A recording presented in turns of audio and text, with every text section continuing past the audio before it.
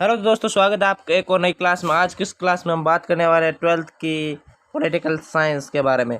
तो ट्वेल्थ की political science का पहला चैप्टर है शीत युद्ध का दौर, यानी ये कि समकालीन विश्व राजनीति बुक से है। तो इसका पहला चैप्टर है शीत युद्ध का दौर। यह शीत युद्ध का दौर क्या था, क्या है, वो उसके बारे में जानेंगे इस चैप्टर में।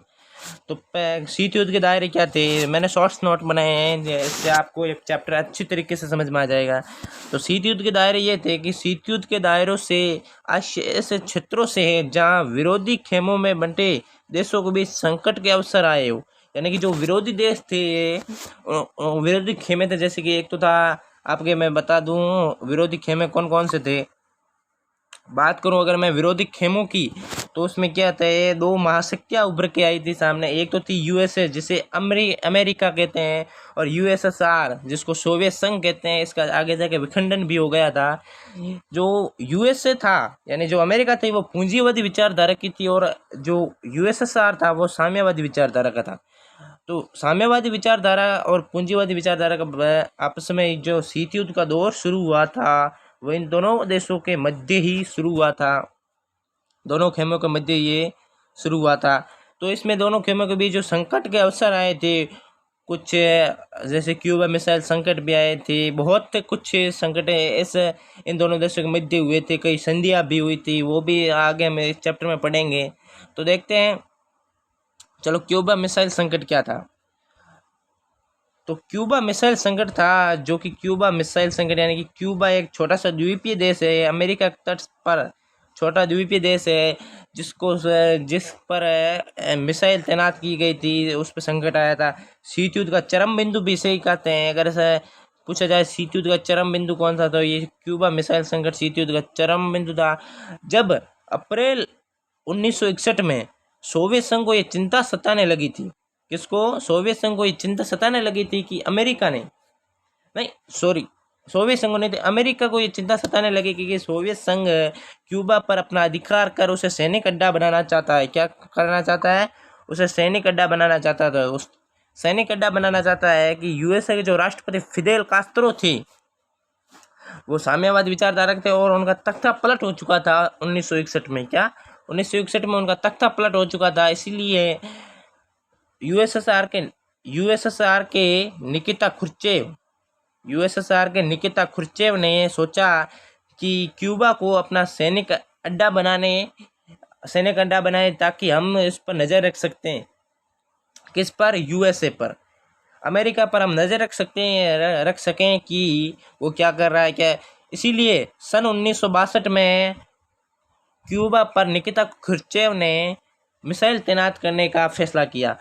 और मिसाइल तैनात करने का जो फैसला किया था, उन्होंने मिसाइल तैनात भी कर दी। उनके जहाज आ रहे थे, और यूएसए के राष्ट्रपति जो जॉन एफ कैनेडी थे ना, क्या थे? John F Kennedy. उनको 3 सप्ताह बाद, कितने सप्ताह बाद? 3 सप्ताह बाद पता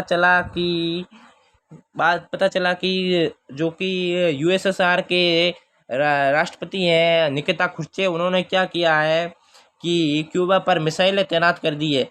उसे 3 सप्ताह बाद पता चला। उस बाद ये क्यूबा मिसाइल संकट, उसके बाद यूएसएस के राष्ट्रपति जॉन एफ कैनेडी ने अपनी सैनिक बल पर भेजा। उन्होंने यूएसएसआर के जो जहाज जा रहे थे क्यूबा की तरफ, उन्हें वापस रोका और उन्हें वापस भेजा गया। इस प्रकार क्यूबा मिसाइल संकट का, जो क्यूबा पर मिसाइल संकट आया था, वो टला था। अगर बात करूं मैं प्रथम विश्व युद्ध की, जो 1914 से 18 के बीच हुआ था, तो प्रथम विश्व युद्ध कब हुआ था? 1914 से 18। दूसरा विश्व युद्ध हुआ था 1939 से 1945 के मध्य, शीत युद्ध। और शीत युद्ध की बात करें तो शीत युद्ध कब कब चला था, तो दोस्तों शीत युद्ध था जो कि 1945 से लेके 1991 तक चला था। और 1991 में, अगर बात करूं मैं 1991 में, तो सोवियत संघ जो कि यूएसएसआर था, उसका विखंडन भी हो चुका था, जो कि आगे जाके 15 देशों में बंट गया था। यूएसएसआर का विखंडन, मैंने 26 दिसंबर 1991 को यूएसएसआर का विखंडन हो गया था। और जो विश्व युद्ध हुए थे, जैसे कि दूसरा विश्व युद्ध हुआ था, उसमें 2 राष्ट्र थे, एक तो मित्र राष्ट्र और एक धुरी राष्ट्र। तो दोस्तों मित्र राष्ट्र में कौन कौन से देश थे? यूएसए, यूएसएसआर, ब्रिटेन, फ्रांस थे, और ध्रुवीय राष्ट्र में जर्मनी, इटली और जापान थे। ठीक है, अब आगे बढ़ते हैं। दो ध्रुवीय देशों के बीच संबंध, यानी कि जो दो ध्रुवीय देश थे, ये एक तो यूएसए था और एक यूएसएसआर था, उनके बीच में संबंध कैसे थे। तो बात करें कि सबसे पहले यूरोप में इसका उदय हुआ, यूरोप में इसका विखंडन हुआ है। पश्चिमी यूरोप जो यूएसएसआर के पश्चिमी यूरोप था जो यूएसए के अंडर में आता था, और पूर्वी यूरोप यूएसएसआर में आता था।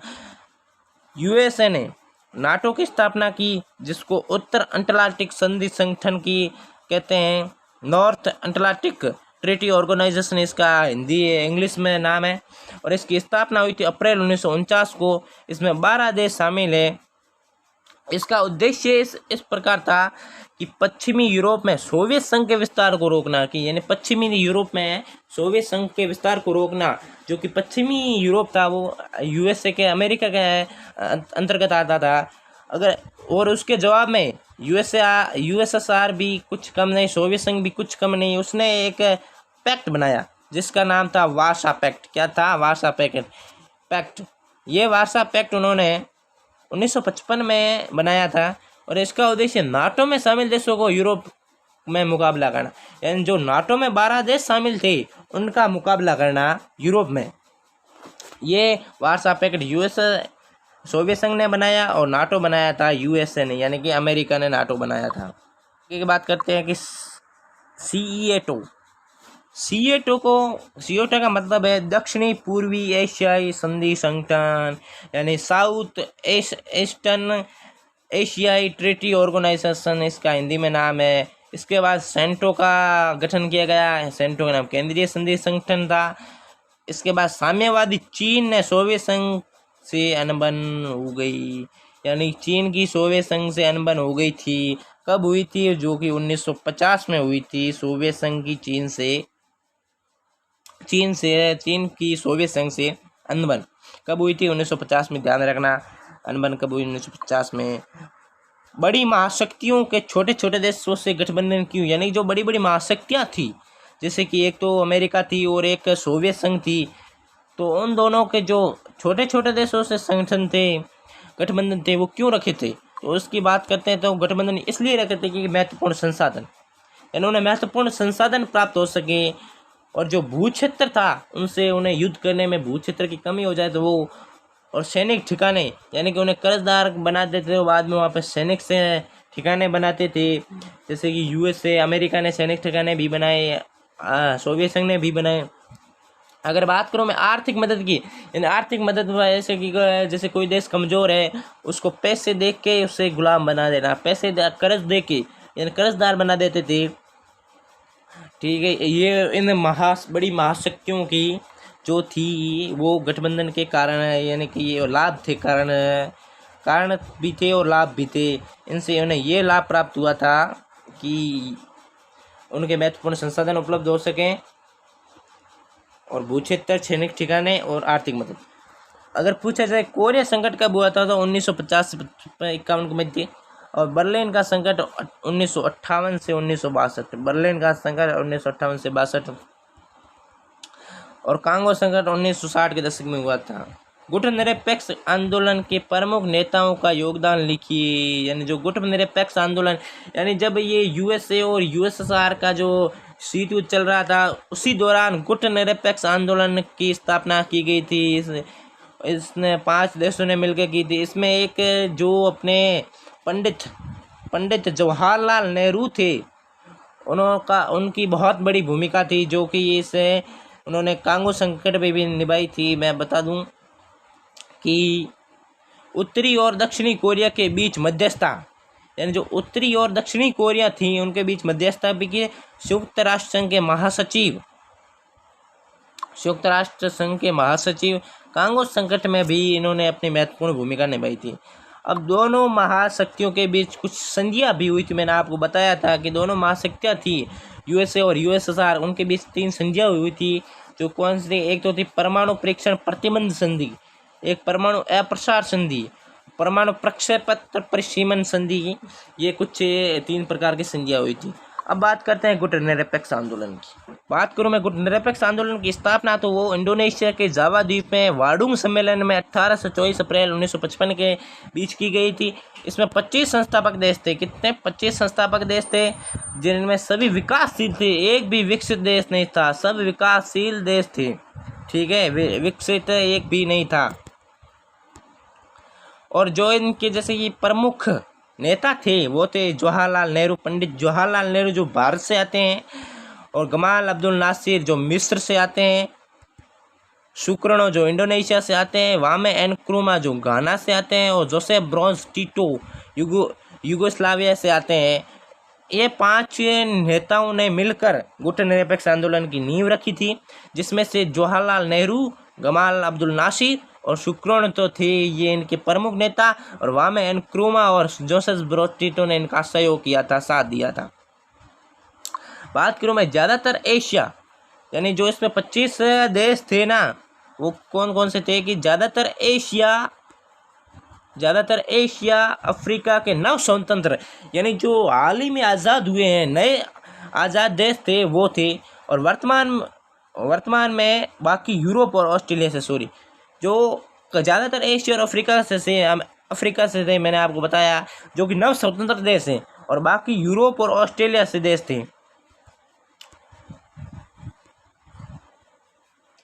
बात करूं मैं इसमें वर्तमान में कितने सदस्य हैं, तो वर्तमान में 120 सदस्य। कितने सदस्य? 120, जिसमें 53 तो अफ्रीका से हैं और 39 एशिया से। यानी जो 53 देश हैं वो अफ्रीका से आते हैं, और 39 है जो कि आते हैं अपने एशिया से।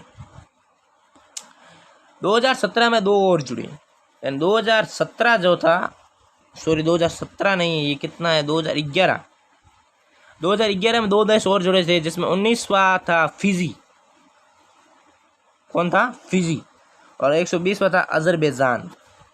इसका फर्स्ट सम्मेलन, अगर पूछा जाए कि गुट निरपेक्ष आंदोलन का पहला सम्मेलन कहाँ हुआ था, अगर दोस्तों पूछा जाए कि गुट निरपेक्ष आंदोलन का पहला सम्मेलन कहाँ हुआ था, तो इसका पहला सम्मेलन है जो कि 1961 में युगोस्लाविया के बेलग्रेड में हुआ था। कहाँ हुआ था? युगोस्लाविया के बेलग्रेड में। दूसरा सम्मेलन इसका 1964 में कहाँ हुआ था? काहिरा मिस्र में। काहिरा मिस्र में इसका दूसरा सम्मेलन हुआ था।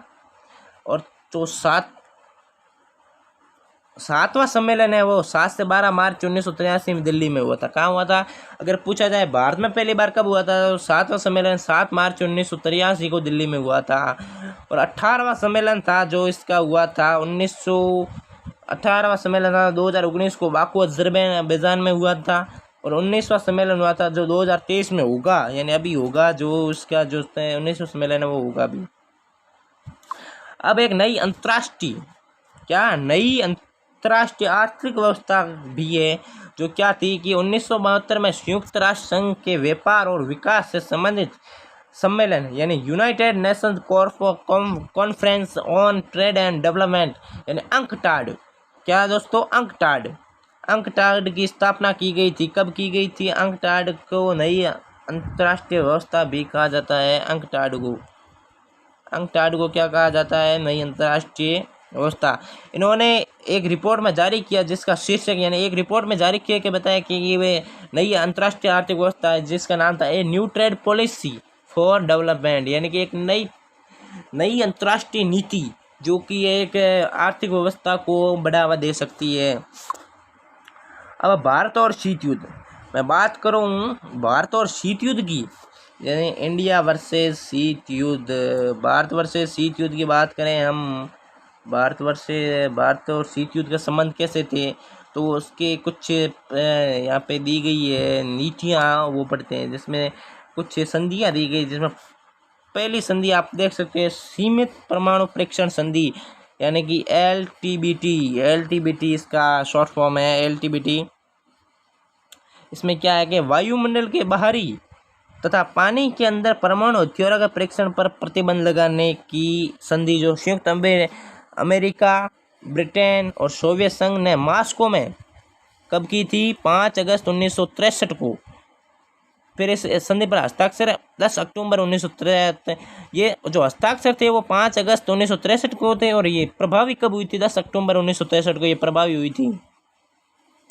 दूसरी है परमाणु अप्रसार संधि एनपीटी, यानी कि एनपीटी है, इस पर आज तक भारत ने हस्ताक्षर नहीं किए क्योंकि ये भारतीय इस नीति को हमेशा से भेदभावपूर्ण मानता आ रहा है, क्योंकि ये एक ऐसी संधि है ये एक केवल परमाणु शक्ति संपन्न देश एनपीटी हथियार रखने की अनुमति देते हैं, यानी कि जिनके पास परमाणु हथियार हैं वही ये जो परमाणु हथियार अपने पास रखेगा, बाकी कोई नहीं रखेगा।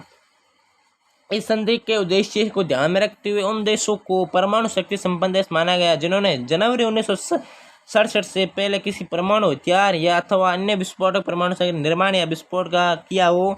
इस परिभाषा के अंतर्गत 5 देश अमेरिका, सोवियत संघ, ब्रिटेन, फ्रांस और चीन जो प्रमुख देश थे, जो 5 शक्तिशाली देश माने गए हैं, उनके पास जो परमाणु शक्तियाँ हैं वो उनके पास ही रहेगी।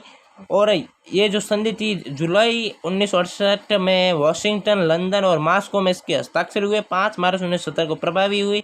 इस संधि को 1995 में अनियत काल के लिए बढ़ा दिया गया। अब ये प्रभावी है, इस पर आज तक भारत ने हस्ताक्षर नहीं किए।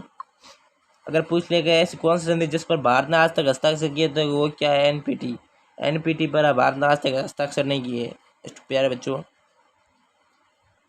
बात करूँ सामरिक स्तर परिसीमन वार्ता strategic arm limitation talks salt 1, इसकी क्या है कि ये जो इसके वार्ता का पहला चरण था जो 1969 में हुआ था, पहला चरण इसका 1969 में हुआ था।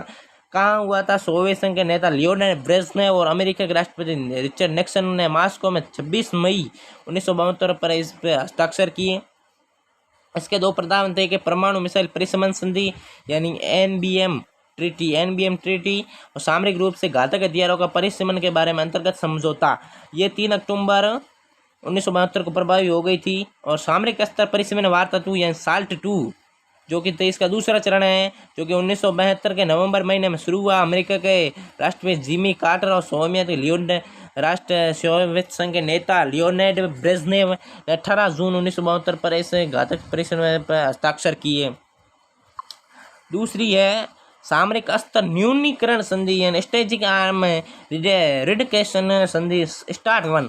ये वो साल्ट 1 थी, ये स्टार्ट 1 है। तो इसमें क्या था? अमेरिका के राष्ट्रपति जॉर्ज बुश सीनियर, सोवियत संघ राष्ट्रपति गोर्बाचेव ने 31 जुलाई 1991 को इस पर हस्ताक्षर किए। यानी कि जो हथियारों में उनमें कमी लाने के लिए इस संधि पर हस्ताक्षर किए गए। और सामरिक स्तर न्यूनीकरण संधि यानी स्टार्ट 2 में क्या था कि सामरिक सीमित के रूसी राष्ट्रपति बोरिस येल्त्सिन और अमेरिका के जॉर्ज बुश सीनियर ने मॉस्को में 3 जनवरी 1993 पर हस्ताक्षर किए। तो दोस्तों ये अपने 12th की पॉलिटिकल साइंस भाग 1 का पहला चैप्टर है। अगर आपको ये वीडियो पसंद आया है तो वीडियो को लाइक और चैनल को सब्सक्राइब करना ना भूले। और इस पर मैं आपको 12th का भूगोल A to Z क्लासेस करवाऊंगा। आप चैनल को सब्सक्राइब करो, बेल आइकन को प्रेस जरूर कर लीजिए।